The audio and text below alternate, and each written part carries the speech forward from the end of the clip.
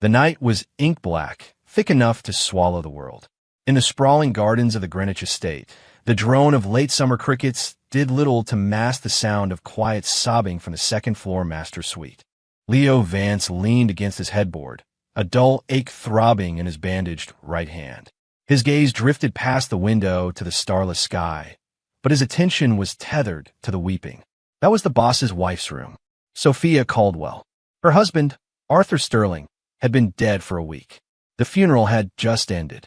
She was his second wife, young and beautiful and now impossibly rich. Leo should have been long gone.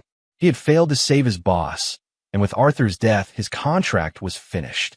But in the accident that had killed Arthur, Leo had been badly injured. He'd wanted to leave, but Sophia had insisted he stay at the estate to recover, saying she couldn't abandon the man who tried to save her husband. Leo knew it wasn't that simple. Nothing with Sophia ever was. The crying eventually stopped, replaced by the sharp, rhythmic click of high heels on hardwood. He knew the sound. Sophia was going out again. She'd been doing it for the past few nights, slipping out after midnight and not returning until the first hint of dawn. He could always smell the cloying scent of expensive liquor on her when she returned, a ghost of it lingering in the hallway. Leo closed his eyes, trying to force himself to sleep. But his senses, honed by years of professional vigilance, caught every detail. The soft thud of a car door opening and closing, the low growl of an engine, the crunch of tires on the gravel driveway, fading into the night. Sophia's face had been a constant, intrusive image in his mind lately. Since Arthur's death, she seemed to have grown even more striking, her beauty sharpened by a dangerous edge. Her eyes were different now. They held secrets and a simmering, predatory anticipation. He didn't know how much time had passed before he finally drifted into a shallow sleep, only to be jolted awake by the sound of hurried footsteps downstairs. He sat up in a single, fluid motion, his left hand instinctively reaching for his hip, only to find the empty space where his sidearm used to be. They'd taken it from him after the accident. The footsteps drew closer, accompanied by a low murmur of conversation. Leo's ears twitched. It was Sophia's voice, and a man's, deep and unervingly calm. "The new will is ready," the man, a lawyer by the sound of him, said in a hushed tone laced with satisfaction. "Once you sign, the shares and the majority of the assets will be transferred to your name." Sophia didn't answer right away. Leo could picture her, swirling the wine in her glass, the dark red liquid mirroring the cool calculation on her face. After a moment, she spoke, her voice smooth as silk. "He won't find out, will he?" "Of course not," the lawyer chuckled. "He's dead. The dead don't talk. Everything is proceeding as planned. I just need my payment." The conversation ended. As the footsteps receded, Leo's heart hammered against his ribs. Before he could process what he'd heard, his bedroom door creaked open. Sophia stood silhouetted in the doorway, leaning against the frame in a red silk nightgown. The light from the hall cast her in a dramatic glow, outlining a figure that could stop traffic. She held a glass of red wine, her eyes hazy but sharp, a knowing, half-mocking smile playing on her lips. It was a look that saw right through him. "You heard that, didn't you?" Her voice was a whisper, but it carried an undeniable weight. Leo started, but the words died in his throat. She glided into the room, the click of her heels a counterpoint to his frantic pulse. The smell of wine and expensive perfume filled the air, but her gaze was stone-cold sober. She stopped at his bedside, looking down at him with a faint, triumphant curve of her lips. She reached out, a single, manicured finger tracing the line of his jaw. "You know too much," she murmured, her voice a velvet threat. "But I don't want to hurt you. On the contrary, I need you. What do you want me to do?" Leo's throat felt tight, his heart a drum against his ribs. Sophia leaned down, her face flushed with wine, drawing closer until her lips were almost touching his ear. The warmth of her breath ghosted across his skin. "Be my secret," she whispered, the word a potent seduction. "My lover." He could feel the heat radiating from her, could smell the wine on her breath. He swallowed hard, his own breathing growing ragged. He squeezed his eyes shut, trying to ground himself, fighting the primal urge to either push her away or pull her closer, to overpower her before she overpowered him. After a long, charged silence, he finally spoke. Okay. The word came out as a low growl, edged with a finality that surprised even him. Sophia's smile widened, becoming utterly captivating. She straightened up, drained her wine glass in one smooth motion, and placed the empty glass on his nightstand. Then she turned and walked out, closing the door softly behind her. The moment the latch clicked, a violent shiver ran through Leo's body. He collapsed back onto the pillows, closing his eyes. The memory of his boss's final, desperate command warred with the intoxicating image of Sophia. He had no idea what her real game was, but he was trapped in the middle of it, his thoughts a tangled, chaotic mess.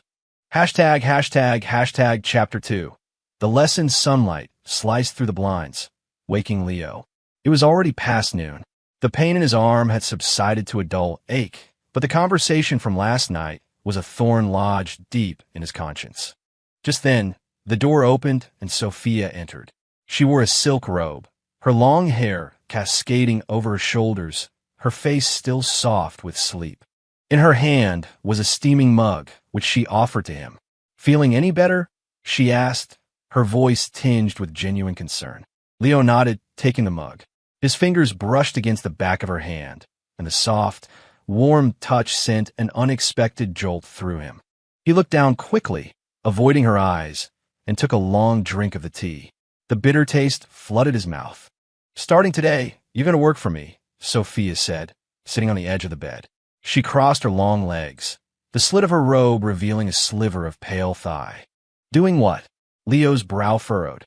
He felt a familiar surge of caution, his fingers tightening around the mug. Sophia laughed softly. "Relax. I'm not asking you to commit a crime. Since my husband died, a lot of people have their eyes on me. I need to learn how to protect myself." She paused, her gaze falling to his bandaged arm. "I know you're good. I saw what you did. I want you to teach me some self-defense." "All right," Leo said, a wave of relief washing over him. It was a task, something tangible he could focus on. Sophia's smile was radiant. She stood and walked to the window, pulling the curtains wide open. Blinding sunlight flooded the room, and Leo instinctively shielded his eyes. "Let's start now," she said, turning back to him. "I've already had the home gym prepared. Meet me downstairs when you're ready." When Leo, grabbing a protein bar for breakfast, made his way to the gym, Sophia was already there. She'd changed into a set of form-fitting Lululemon leggings and a matching sports bra that left little to the imagination. Leo couldn't help but let his eyes linger for a moment. "Start with the basics," she said, a playful smile on her lips. "Okay, let's warm up first." After they stretched, Leo moved in front of her and began demonstrating some foundational self-defense techniques. His movements were clean and efficient, his explanations clear and concise. Sophia listened intently, but her gaze never wavered from him. It was an unnerving mix of admiration and appraisal, as if she were testing him in more ways than one. "Leo, am I doing this right?" she asked, striking a clumsy pose. "Your form is a little off. Here." He stepped behind her, placing his right hand lightly on her waist and his left on her wrist, guiding her through the correct motion. He felt a slight tremble run through her body. He was acutely aware of her back pressed against his chest, of the warmth radiating from her skin. A ripple of something unfamiliar stirred within her. "You're a very good teacher," she said suddenly, her tone teasing. Leo's jaw tightened. He knew she was pushing his boundaries, but he couldn't back down now. "Let's continue," he said, his voice low. For the next few hours, Leo patiently instructed her. She was a quick learner, but every movement was infused with a deliberate, calculated seduction. Her glances, her breathing, the way she'd accidentally brush against him. It was all a relentless assault on his composure. Finally, she stopped, wiping a bead of sweat from her forehead. "That's enough for today," she said with a smile. "I'm going to take a shower. Could you go to my closet and find something for me to wear?" "A dress. The red one." Leo nodded, watching her walk out of the gym. He went to her massive walk-in closet, a room filled with a dazzling array of designer clothes. His fingers brushed against the soft fabrics as he searched, finally landing on a scarlet silk slip dress. He knew it was her favorite color. He carried the dress to the master bathroom and knocked gently. "Come in." Her voice drifted out, lazy and relaxed. Leo pushed the door open. The room was thick with steam. Sophia was standing in front of the mirror, wrapped in a single white bath towel, her wet hair clinging to her shoulders. Her skin glowed in the soft light. "Just leave it on the hook," she said, her back still to him. Leo hung the dress up and turned to leave. "Wait, can you help me with my hair?" Her voice was soft, almost a plea. He froze, then turned back. His hands trembled slightly as he picked up the hairdryer, his fingers sinking into the damp silk of her hair. The floral scent of her shampoo filled his senses, a constant, dizzying provocation. His movements were gentle, but every time his knuckles accidentally brushed against the warm skin of her neck, he felt her shiver. "Okay, the dress," she said, her voice husky with suggestion. Sophia slowly unwrapped the towel. It fell to the floor in a soft heap, revealing the smooth, flawless skin of her back. She stood there, completely exposed to his gaze. She crossed her arms over her chest and turned to face him. Leo quickly averted his eyes, his face burning. He handed her the dress, catching a glimpse of her sly smile in the mirror's reflection. "Is there anything else?" Leo's voice was hoarse. Sophia turned back to him fully, a slow, knowing smile on her lips. She simply looked at him, letting the silence stretch. "No," she said finally, her tone rich with unspoken meaning. "You can go now." Leo practically fled the room. Back in his own suite, he stood under a cold shower for a long time, but he couldn't wash away the images burned into his mind. Chapter 3. The meeting a few days later, Sophia stood before the floor-to-ceiling windows of the main living room, swirling a glass of red wine. Her gaze was distant, lost in thought, her silhouette captivating under the soft evening lights. Leo sat on the couch, one leg crossed over the other. His hand was nearly healed, but Sophia had made no indication she was ready for him to leave. Her behavior was a confusing mix of warm and cold, a constant test of his limits. "You're coming with me tonight," Sophia said suddenly, her voice cool and direct. Leo looked up, meeting her eyes in the reflection of the glass. "Where are we going?" he asked calmly. "To see someone." She offered no further explanation, turning and heading for her walk-in closet, leaving him alone on the sofa. She emerged a short time later, transformed. She wore a sleek black dress with a thigh-high slit that showed off her long legs. Her makeup was flawless, her red lips a stark, beautiful slash of color. She was a rose in full bloom, beautiful and covered in thorns. "Let's go," she said, pausing in front of him and tapping his shoulder lightly.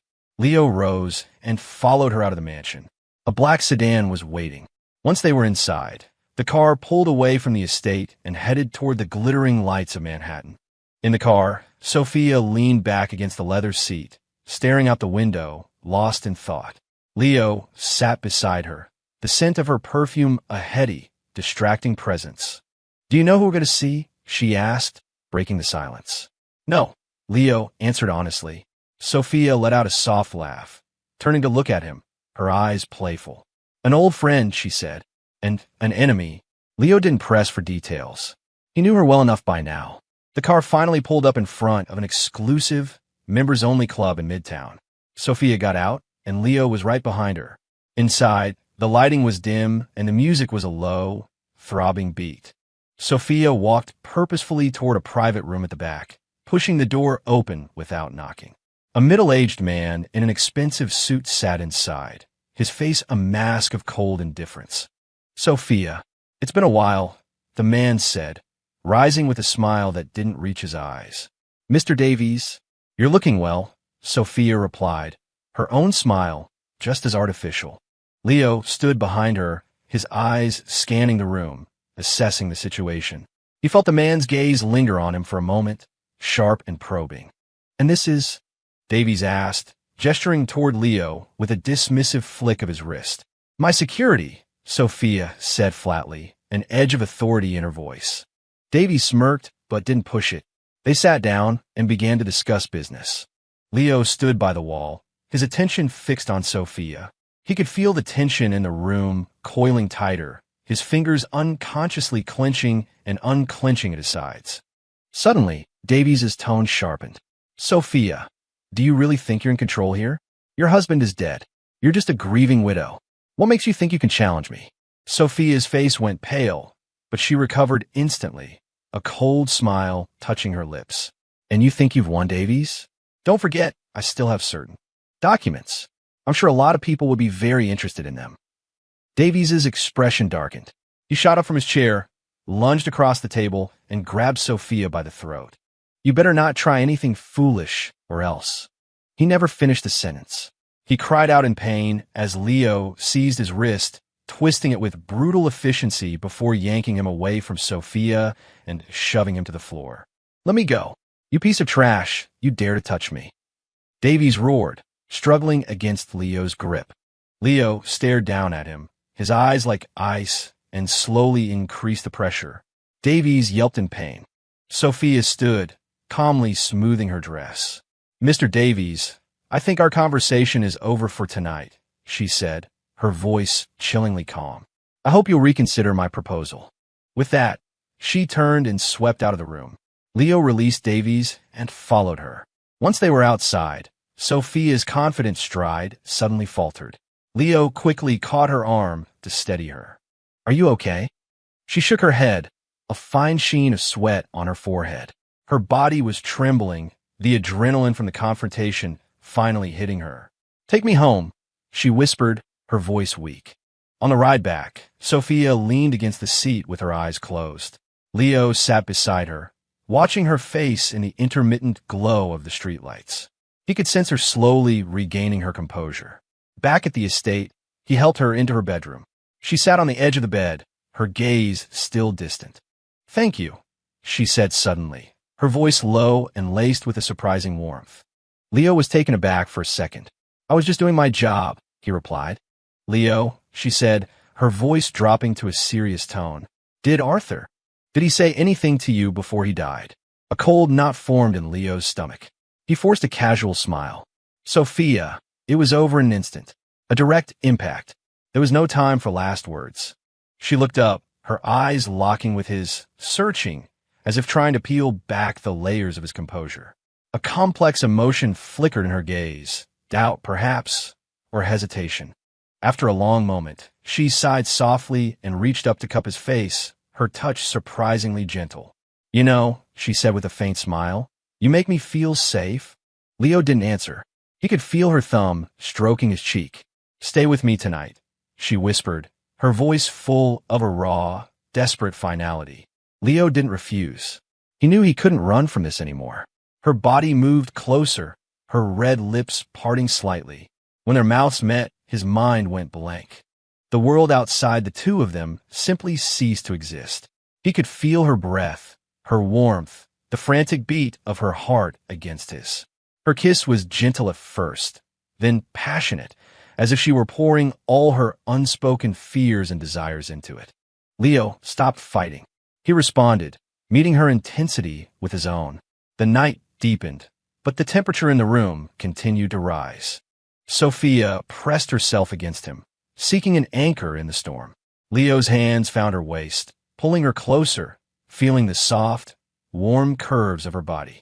Their shadows merged, two figures locked in a silent, desperate battle. Her breathing grew ragged, her fingers digging into his shoulders for support. From now on, she whispered against his ear, her voice thick with possession, you're mine. Leo didn't answer with words. His actions spoke for him, fierce and consuming, until she finally drifted into an exhausted sleep. Only then did he slip away and return to his own room. Hashtag chapter 4, The Target. Leo stood at his window on the second floor, looking out at the perfectly manicured rose garden below, but his mind was a tempest. Since that night, he had become the lady of the manor's secret, her lover. Her eyes always held a cryptic depth he couldn't decipher, and her ambition, her cold-blooded scheming, was beginning to suffocate him. Leo, come here a minute. Sophia's voice cut through his thoughts. He turned. She was leaning against his doorframe, dressed in a deep red silk robe, the very picture of languid power. Ma'am. Leo walked toward her, his tone respectful but distant. Sophia smiled faintly. Don't be so formal. We're past that, aren't we? Leo didn't reply, just lowered his gaze, avoiding her searching eyes. She didn't seem to mind. I have a new project for you, she continued. A plan I need you to execute. What plan? He asked, looking up, a flicker of apprehension in his eyes. Sophia walked to the window, gazing out at the garden. I need you to get close to Claire Sterling. Claire. Leo froze. You mean Arthur's daughter? You want me to? What? She cut him off, spinning around to face him, her eyes hard. You work for me now. Don't forget that. She continued, her voice chillingly calm. She's always resented me, convinced I stole her father's affection. Now that he's gone, she hates me, which is perfect. It's an opportunity. Leo felt a knot of conflict tighten in his gut. Claire was Arthur's only child, headstrong and fiercely loyal to her father's memory, openly hostile to her stepmother. What do you want me to do? He asked, his voice low. Sophia's lips curved into a slow, predatory smile. She traced a circle on his chest with her finger. I want you to get close to her, become her bodyguard, her assistant, earn her trust, and then I want you to make her fall in love with you. Leo was silent for a long moment. Fall in love with me? Sophia's smile was intoxicating. She stroked his cheek. Yes, I need you to help me get her shares in Sterling Holdings. She didn't wait for his answer. That old fool Arthur transferred 10% of the company to his precious daughter years ago. A little girl like her, what right does she have to challenge me? I sacrificed everything for that company. I'm going to have total control. But how could she fall for me? And why would she ever sign her shares over to you? Leo challenged. You were her father's most trusted man. I'm sure you know her better than you think. You'll figure out, Sophia said, patting his shoulder, her touch both a caress and a warning. Leo finally understood the real reason she kept him here. Don't worry, she whispered, her body pressing against his, her warm breath ghosting across his ear. Succeed, and you can have anything you want, including me. Her lips curved into a smile. Her fingers slid down his arm, lacing through his as she led him back toward her room. Leo followed, his mind numb, his spirit in turmoil. Chapter 5. Meeting Claire. A few days later, Leo stood in the elevator of the Sterling Holdings Tower, his face a stoic mask. Dressed in a sharp, tailored suit, he tapped a restless rhythm on the polished steel handrail. His reflection stared back at him, a man looking more tired than he felt. Arthur's death, Sophia's manipulations, the secrets that clung to him like a second skin. It was all a heavy weight. And now he had to face Claire Sterling. The one person his former boss had cherished above all else, the one person he'd indirectly sworn to protect. The elevator doors slid open with a soft chime. Leo took a deep breath and stepped out onto the executive floor. Claire's office was at the corner, a glass-walled suite with a panoramic view of the New York City skyline. He stood before the door for a moment before raising his hand and knocking. Come in, a cool voice called from within. Leo entered. He'd seen photos of her in Arthur's office and on his phone, but seeing her in person was different. He felt a strange sense of déjà vu. She was sitting behind a large mahogany desk, engrossed in a file. Her long dark hair was pulled back loosely, and she wore a simple white blouse, the sleeves rolled up to her elbows, revealing slender wrists. There was a detached air about her, an aloofness that seemed to insulate her from the world. Ms. Sterling, my name is Leo Vance. Sophia Caldwell sent me. I'm to be your new bodyguard and personal assistant, Leo said, his voice steady. Claire looked up, her piercing blue eyes studying him for a few seconds before returning to her file. I know who you are. You're my father's bodyguard. He mentioned you on the phone. Her tone was flat, as if stating a boring fact. Leo nodded slightly. Yes, Mr. Sterling was very good to me. Her fingers paused on the page. She closed the folder and looked directly at him. My father is gone. I don't need a bodyguard. You can go. Leo didn't move. Ms. Sterling, Ms. Caldwell believes your security is a top priority right now. I won't interfere with your work. My only job is to ensure your safety. You can pretend I'm not even here. A small frown creased her brow. She stood and walked to the window, turning her back to him. Sophia? How thoughtful of her. I heard you were her personal shadow now. I don't need her concern, and I certainly don't need anyone she picked out for me. You can leave. Leo knew her animosity towards Sophia was deep-seated, but he couldn't leave. He had to stay, for reasons he was still trying to untangle. Miss Sterling, please believe me. I'm only here to protect you. She spun around, her eyes flashing with anger. Protect me? Or spy on me? Leo met her gaze without flinching. If you believe that, you're free to fire me at any time. But until you do, I'm going to do my job. Claire was silent for a moment, then let out a short, cold laugh. Fine. If you're so determined to stay, then stay. She pointed toward the hallway. The elevator bank could use a doorman. Stand there, and don't move unless I tell you to. Understood, Leo said with a slight nod, a small sense of relief washing over him. And so, Leo stood by the elevators like a statue, observing the young woman who had just returned from school abroad to take over an empire. He'd only seen her once before, from a distance, at her father's funeral. The foot traffic on the executive floor dwindled as the day wore on. It was well past dark when Claire finally emerged from her office. She stopped short when she saw him still standing there, his posture as rigid as it had been that morning. A flicker of surprise crossed her face. "You're still here?" she asked, her voice tinged with exhaustion. "You haven't left for the day, ma'am. I can't leave my post." Claire studied him for a second, a silent, unreadable expression on her face. Finally, she sighed. "Let's go. Take me home." In the car, she leaned her head against the window and closed her eyes, not speaking a word the entire ride. Leo glanced at her in the rearview mirror, a pang of sympathy cutting through his calculated mission. He knew that since her father's death, she'd been carrying an unimaginable weight on her shoulders, all alone. As the city lights streaked past, Leo felt the first real cracks appear in his resolve. Hashtag Chapter 6.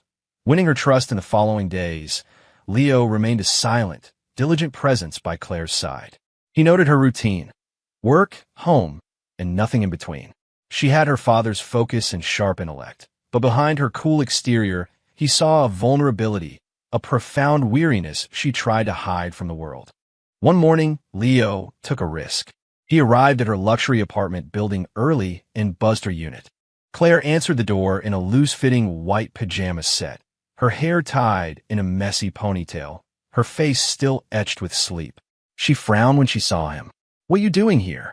Leo offered a small smile. "I'm your assistant, too, remember?" He moved past her into the apartment, carrying a grocery bag. He went straight to the kitchen and started unpacking ingredients. She followed him, her arms crossed. "What are you doing?" "Making you breakfast. I figured your fridge might be empty, so I brought a few things." Claire didn't argue. She watched his efficient movements for a moment before turning and heading back to her room to get ready. When she emerged, a plate of fluffy, scrambled eggs, avocado toast, and a bowl of fresh berries was waiting for her on the dining table.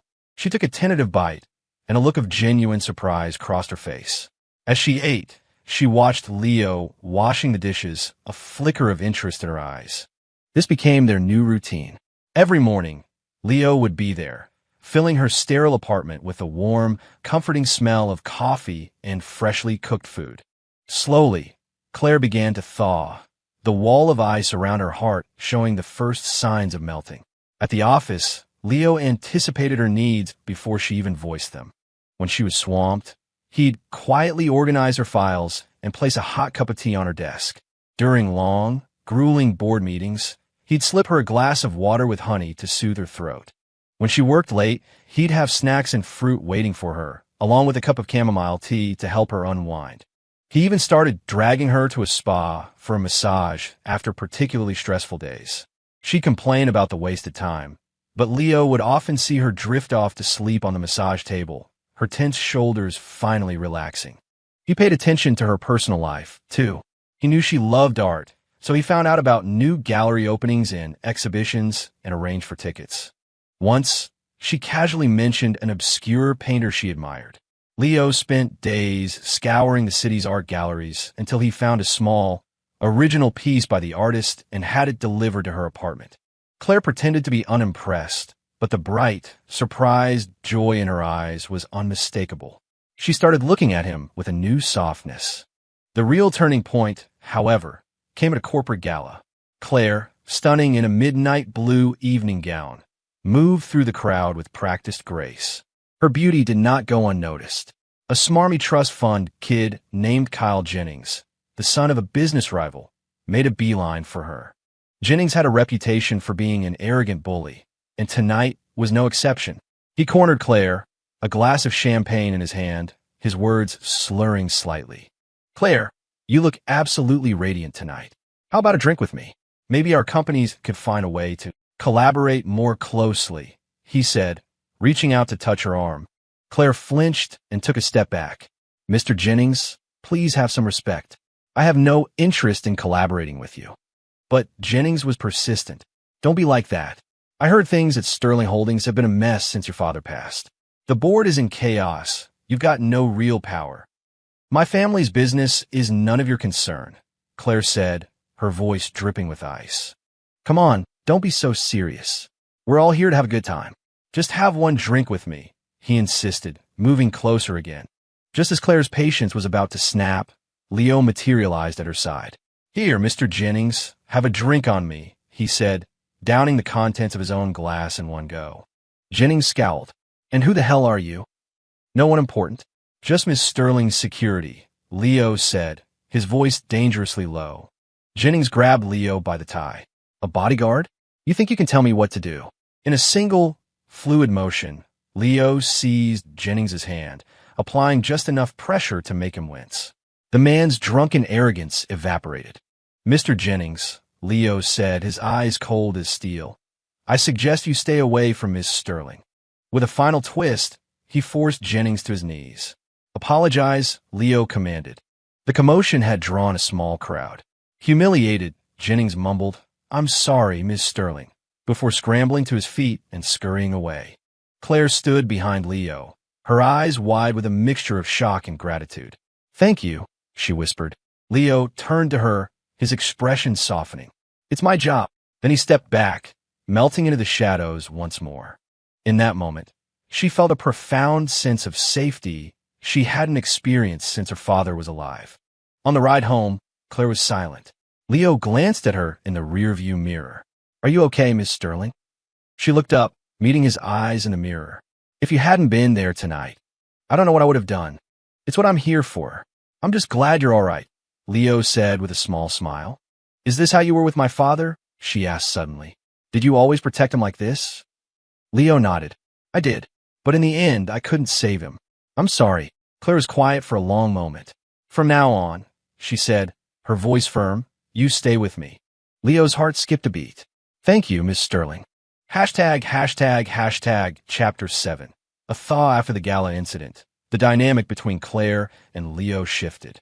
The professional distance began to dissolve, replaced by a comfortable familiarity. She started talking to him, really talking, and her reliance on him grew with each passing day. One evening, Claire was slumped on the sofa in her office, looking utterly drained. Leo knocked softly and entered. "Long day, Miss Sterling?" he asked gently. She looked up and managed a weak smile. "You have no idea, Leo." He walked over and handed her a glass of warm milk. "Here, this might help you relax." She took it with a grateful sigh. "Thank you, Miss Sterling," Leo said, a rare smile playing on his lips. "Let me take you somewhere." She looked at him, surprised. "Where?" He just grinned. "You'll see." He drove her downtown to a bustling, vibrant street fair, the kind that pops up on summer weekends. The air was thick with the smell of grilled food, popcorn, and sugar, and the street was lined with colorful food trucks and stalls. This place. Claire looked around, her eyes wide with wonder. Leo smiled. "I know you've always wanted to come to one of these, but never had the chance." A flicker of genuine emotion crossed her face. "Thank you, Leo," she said softly. They strolled down the street, and for the first time, Leo saw a different side of her. She was like a kid in a candy store, trying everything from gourmet sliders to spicy tacos. Leo followed a step behind, a warm, protective feeling spreading through his chest as he watched her laugh. "Leo, you have to try this," she said, holding out a skewer of grilled shrimp, her eyes sparkling with excitement. He took it and bit into it. "It's delicious," he said with a smile. She beamed. "I knew you'd like it." As they walked, Claire suddenly stopped, her gaze fixed on a stall selling caramel apples. A nostalgic, faraway look came into her eyes. "My dad used to buy me one of those every time we went to the state fair," she murmured, her voice barely a whisper. "It was my favorite." Leo looked at her, his heart aching for her. "Then let me buy you one tonight," he said gently. She nodded, a glimmer of tears in her eyes. He bought the biggest, most perfect caramel apple he could find and handed it to her. She took a bite, and a sad, sweet smile touched her lips. "It tastes just like I remember," she said. Leo stood beside her, watching her, knowing that in that moment, she was not the powerful CEO of Sterling Holdings, but just a girl missing her dad. As the night wore on, the lights of the fair began to dim. They walked in comfortable silence, their shoulders occasionally brushing. "Leo," she said suddenly, her voice low, "thank you for bringing me here tonight." She stopped and turned to face him, her eyes searching his. You're very special to me, Leo." His heart hammered in his chest. He couldn't meet her gaze. "Ms. Sterling," he began, his voice hoarse. She shook her head gently. "Call me Claire," she whispered. Leo froze for a second, then nodded slowly. "Claire." "Thank you, Leo," she said again, her voice full of an emotion he couldn't quite name. "For always being here for me." That night, back in her apartment, Claire tossed and turned, unable to sleep. Her mind was filled with images of Leo. Leo defending her, Leo cooking for her, Leo standing beside her with a caramel apple. She realized with a startling jolt that her feelings for him ran much deeper than those of an employer for her bodyguard. Meanwhile, back at the Greenwich estate, Leo stood on the balcony of his room, staring at the distant stars, his own heart in turmoil. "Leo," Sophia's voice cut through the silence. He turned to see her gliding onto the balcony, a glass of red wine in her hand. "How are things progressing?" she asked, her voice cold. Leo hesitated. "She trusts me now," he finally answered. A satisfied smile spread across Sophia's face. She moved closer, leaning her head on his shoulder.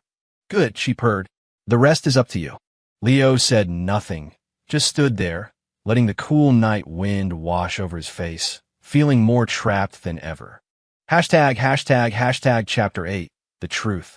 Claire's birthday was approaching, and Leo knew this was his chance. It was time to make a choice. He spent days planning. On the evening of her birthday, he didn't go to the office. When Claire arrived home, exhausted from a long day, she pushed open the door to her apartment and gasped. Her normally sterile patio had been transformed. Fairy lights were strung overhead, colorful balloons danced in the gentle breeze, and the ground was strewn with rose petals. In the center, a small table was set for two, adorned with a bouquet of her favorite white roses and a beautifully wrapped gift. Leo stood off to the side, a gentle smile on his face. "Happy birthday, Claire." She was stunned. "How did you know it was my birthday?" "Your father mentioned it once." "I remembered," he said simply. Tears welled in her eyes. She walked to the table and gently touched the roses. "Thank you, Leo," she whispered. She picked up the gift and unwrapped it. Inside was an out-of-print art book she had been searching for years, one she had never mentioned to anyone. "I made us some dinner," Leo said softly. "You cooked all this?" she asked, looking at the table laden with all her favorite dishes. He just nodded. After dinner, Claire's cheeks were flushed with wine, her eyes soft and full of affection. She looked at Leo, her heart overflowing. She moved closer and took his hand. "Thank you, Leo. This was the best birthday I've ever had." Claire," he interrupted gently, "I have something else for you." "Another present?" she asked, surprised. He handed her a small, simple box. She opened it. Inside was a single, old-fashioned, slightly rusted key. "What's this?" she asked, confused. Leo took a deep breath. "It's from your father." Claire stared at him, shocked. "From my father? But they said he didn't have anything on him when he died." Leo's expression was grim. "He gave it to me right before the crash. He said this key was for you, that it was vital for your future. Then why are you giving it to me now? He told me to give it to you only if I believed you were in real danger." Her eyes were wide with confusion. "Why else did he leave me?" "I didn't know. I searched everything he owned at the estate, but the key didn't fit any lock there. Then you told me about the old family house upstate, how you used to bury your wishes in a box under the big oak tree. I thought it might be there." Claire's mind flashed back to a childhood memory she'd almost forgotten. Leo looked at her, his face a mask of resolve. "Claire, there's something else I have to tell you." He pulled a small digital recorder from his pocket and handed it to her. "This is proof of what Sophia has been doing," he said, his voice low. She took it, her hand trembling. Sophia? What did she do? The will she presented to the board was a fake, Leo said flatly. She sent me to get close to you, to gain your trust, so she could execute her plan to take your shares. That monster, Claire whispered, horrified. Leo looked at her, his eyes filled with guilt. Claire, I'm so sorry. I've been lying to you. Tears streamed down her face. Leo, why are you telling me all this now? He met her gaze, his own eyes shining with unshed tears. I was an orphan. Your father took a chance on me. He gave me a life. I could never betray him. He clenched his fists. The accident that killed him. It wasn't an accident. It happened too fast. Even I didn't see it coming. Claire listened, her emotions a tangled mess of betrayal, fear, and a strange, overwhelming sense of gratitude. Leo, thank you for telling me the truth. But what do I do now? Sophia is already moving, he said, his voice urgent. She's buying up loose shares, making deals with board members. We have to act fast. Claire straightened her shoulders, a new, steely resolve in her eyes. Okay, she said, her voice firm. We'll do it together. Late into the night, they retrieved the old box from under the oak tree. Inside was a diary, a sealed manila envelope, and a handful of faded childhood trinkets. The diary detailed Arthur's plans for the company's future. Tucked into the last page was a photo of a young Claire. On the back, her father had written, My dearest girl, if you're reading this, it means I'm gone. The company is in turmoil, and Sophia's heart is not pure.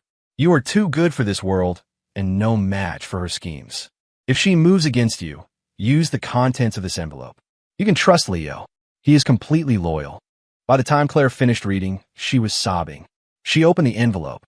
Inside was Arthur Sterling's true last will and testament, leaving his entire controlling interest in Sterling Holdings to his beloved daughter, Claire. #, Chapter 9, The Boardroom Coup. The atmosphere in the boardroom was thick with tension. Sophia Caldwell swept in, impeccably dressed in a power suit and heels, an arrogant, triumphant smile on her face. She scanned the faces of the shareholders, confident that in a few short minutes, Sterling Holdings would be completely hers. Claire sat at the opposite end of the long table, her expression calm, but the white-knuckled grip she had on her pen betrayed her inner turmoil. Leo stood silently behind her, a solid, unwavering presence. The meeting began, and Sophia immediately went on the offensive. I've called this meeting to discuss the future of the company. As acting CEO, I believe we need to make some drastic changes, or our market position will be in jeopardy. Claire let out a cold, humorless laugh and slowly rose to her feet. Do you really think this is your company to change, Sophia? You think today is going to go the way you planned? Sophia's smile faltered for a second, but she quickly recovered. Oh, Claire, are you trying to pick a fight with me? Your fathers will left me in charge. I was going to be generous, let you stay on and collect your dividends. But if you want to make a scene, I'll be happy to have you removed from the company entirely. She shot a meaningful look at Leo, but he remained impassive. Claire gestured to Leo, who stepped forward and placed the digital recorder on the table. Claire pressed play. Sophia's own voice, clear and conspiratorial, filled the silent room. The lawyer has it all arranged. As soon as the new will is finalized, the company is ours. The color drained from Sophia's face. She stared at Leo, her eyes blazing with disbelief and fury. She opened her mouth to speak, but no words came out. A shocked murmur rippled through the boardroom as the shareholders exchanged uneasy glances. Claire looked at her stepmother, her voice dripping with contempt. You schemed and you plotted, and you thought you'd gotten away with it. This recording is proof of your fraud. You're not just losing your position, Sophia. You're going to prison. Sophia, cornered, suddenly regained her composure and laughed. So what? Even without that will, I'm legally entitled to 20% of Arthur's estate as his wife. Our holdings are equal. What can you do to me? Are you so sure my father didn't leave a will of his own? Claire retorted. At her signal, Leo produced a sealed envelope from his briefcase and placed it in front of Sophia. Sophia snatched it, her hands trembling as she read. Impossible, she muttered. I searched everything. He didn't have another will. This is a forgery. You forged this, she shrieked, her voice cracking. The authenticity of a will isn't for you to decide, Claire said calmly. My father gave you a chance, Sophia. He could have written you out completely, but he didn't. Because, God help me, you were my stepmother. What are you talking about? Sophia whispered. Leo stepped forward. Sophia looked at him, her expression a mixture of rage and betrayal. You were lying to me the whole time. No, Sophia, Leo said, his voice steady. I wasn't. If you had left Claire alone, this would have never seen the light of day. That was my final promise to Arthur. We could have coexisted, Claire added, her voice heavy with regret. But you chose greed. Sophia's legs gave out, and she sank in her chair, defeated. Her grand plan had crumbled to dust. In a last, desperate attempt, she looked around at the other board members. You all promised you'd support me. Say something. One of the senior members cleared his throat. Ms. Sterling, please don't listen to her. She's clearly lost her mind. We are, and always have been, fully behind you. Claire ignored them, signaling for security to escort a sobbing, hysterical Sophia from the room. As her stepmother was led away, Claire took a deep breath and turned to face the board. Ladies and gentlemen, from this day forward, I will be leading this company. I will not let my father's legacy be destroyed. The boardroom erupted in applause. Claire had won. She had taken back her father's company. With Sophia facing fraud charges, Claire, guided by her father's diary and supported by Leo, began the arduous task of cleaning house at Sterling Holdings. She methodically rooted out the disloyal board members and, within a few months, had secured a 51% controlling stake in the company. Under her leadership, the company stabilized and began to thrive. Everything was finally on the right track. But as Claire blossomed into a confident and powerful CEO, Leo found himself retreating into the shadows. He would watch her, a quiet pride swelling in his chest, but he knew his time here was over. He didn't deserve to stand in the light beside her. His past, his connection to the darkness that had almost consumed her, was a stain he couldn't wash away. One quiet evening, he found her on the terrace of her apartment and said the words he'd been dreading. Claire, the company is secure now. My job is done. I think it's time for me to leave. Her smile vanished. She stared at him in disbelief. What are you talking about? Why would you leave? Did I do something wrong? Leo couldn't meet her eyes. No, you've been perfect. It's me. I'm not good enough for you. Being with me will only tarnish your reputation. Her eyes filled with tears. She stepped forward and grabbed his arm. Leo, I don't care what anyone thinks. I only care about what we went through together. The way you cared for me. That was real. I felt it. A sharp pain lanced through Leo's heart. He wanted nothing more than to stay, to finally be with the woman he had fallen deeply in love with. But he couldn't. The full truth about her father's death was still a mystery, a hidden threat, and he couldn't risk putting her in danger again. He gently pulled his arm from her grasp. Claire, you deserve better. Forget about me. He turned and walked away, each step feeling like a betrayal. He left her standing alone on the terrace, tears streaming down her face. Leo, come back, she cried out, her voice breaking. Whatever it is, we can face it together. You're the only family I have left. What am I supposed to do without you? In the weeks that followed, Claire moved through life like a ghost, her spark extinguished. Everyone at the company noticed the change, but no one knew the cause.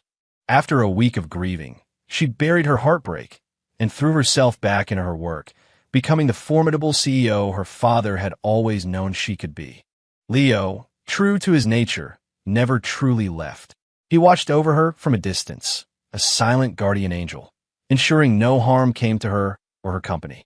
Only when he was certain she was safe and truly standing on her own 2 feet did he finally disappear. But fate has a funny way of intervening. A year later, on a business trip to Chicago, their paths crossed again. Leo, working under an alias, never imagined she would see through his disguise. But she did. The deal was done. Claire walked out of the hotel into a sudden, torrential downpour. As she waited for her car, her eyes fell on a man in a dark coat, his face obscured by a baseball cap, hurrying past her. Something about his posture, his walk, was painfully familiar. Without thinking, she ran out into the rain and threw her arms around him from behind. Leo, she sobbed, burying her face in his back. I know it's you. The man tensed. You have the wrong person, miss. Please let go. Are you still going to run away from me? She cried. I know you've been watching over me, protecting me and the company. I'm not a fool. Whatever the reason was, whatever you were afraid of, we can face it together. I'm not that helpless girl anymore. I'm not letting you go again. Leo stopped struggling. He slowly turned, took off his cap, and placed it on her head to shield her from the rain. The raw emotion on his face was a mirror of her own. He couldn't fight it anymore. He pulled her into a fierce embrace. You idiot, he whispered. It's over. The people behind your father's accident. They're gone. Claire looked up at him, her face streaked with rain and tears. But you still weren't going to come back. If I hadn't caught you today, you would have stayed hidden forever. Leo looked down at her beautiful, determined face. Now that I'm back, he said, his voice thick with emotion, I'm never leaving again. It's our turn now. Our time to fight back. He lowered his head and kissed her, a desperate, passionate kiss right there in the middle of the street in the pouring rain. Passers-by glanced at the crazy couple, shaking their heads before hurrying on their way. This time, Leo didn't run. He had found his home. A few months later, they were married. Claire, radiant in a white gown, walked down the aisle on the arm of a man who had been her shadow, her protector, and was now her future. In front of all their friends and family, they promised to face whatever came their way, together for the rest of their lives.